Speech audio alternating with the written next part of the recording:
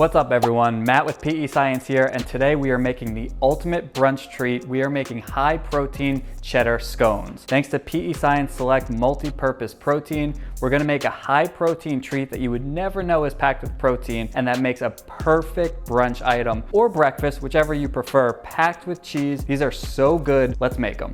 We're gonna start by putting self-rising flour in a bowl. Now, if you don't have self-rising flour, all it is all-purpose flour mixed with baking powder and a little bit of salt. So you could do that on your own. I just like buying it because it makes it a lot easier. Then we're gonna add 1 scoop of the PEScience Select multi-purpose protein powder into there.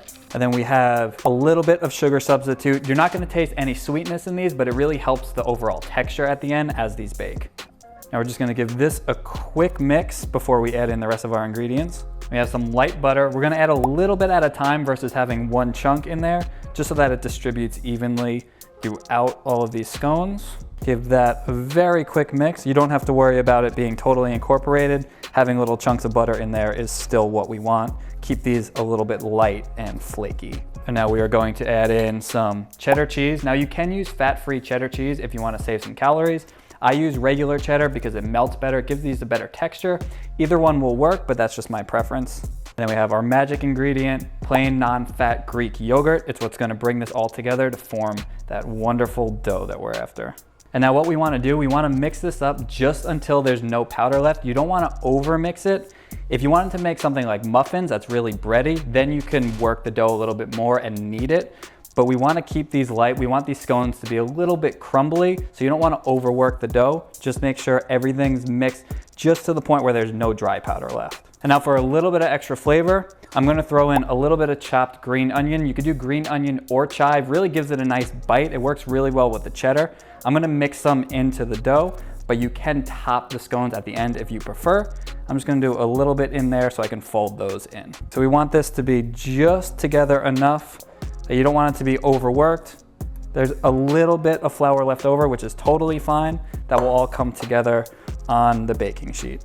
So now we're gonna take our baking sheet with parchment paper and put the dough onto that. So I have a little bit of extra flour. I'm gonna sprinkle it over just to make working the dough a little bit easy. So I'm going to put a little bit on the sheet and then a little bit more right on top for when I remove the dough. And now we'll add this onto here.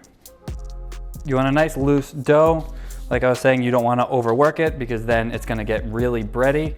And with scones, you want them to be a little bit dry, a little bit crumbly. Extra flour right on the top as well.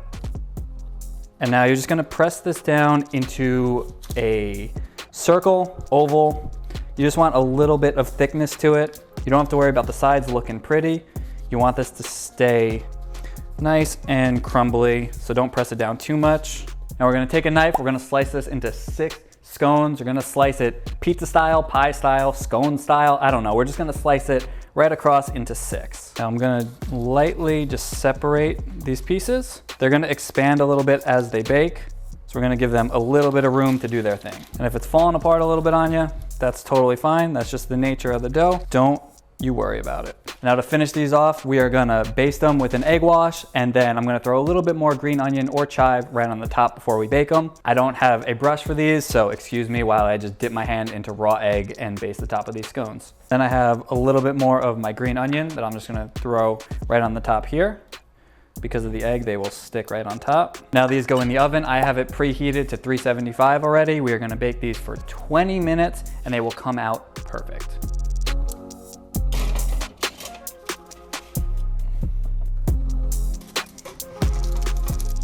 Now here we go, our cheesy, delicious scones. If they expand a lot and they bake into each other in the oven, that's totally fine. Run a knife through and separate them, or just pull them apart.